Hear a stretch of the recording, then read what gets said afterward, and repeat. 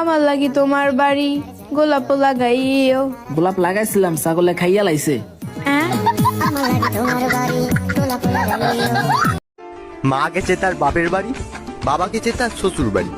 আমি বললাম আমি আর ঘরে থেকে কি করব, আমি মামার বাড়ি থেকে ঘুরে আছি। ও মা, এম তো অবাক, সবাই একই বাড়িতে। বল, মরার আগে তো শেষ ইচ্ছা কি? আমার শেষ ইচ্ছা আপনারা পূরণ করতে পারবেন না। কি হয়েছে? তুই বল না তোর শেষ ইচ্ছাটা কি? আমি বলছি তো, আপনারা পারবেন না। আবে তুই বলবি তোর শেষ ইচ্ছা কি?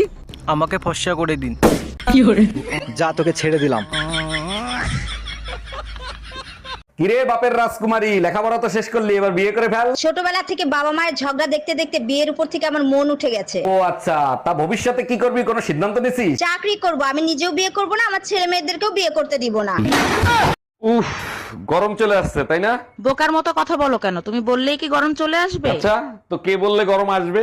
আরে বোকা, টিভিতে যখন ঘামাচি পাউডারের অ্যাড দেবে তখন গরম আসবে। ও আচ্ছা।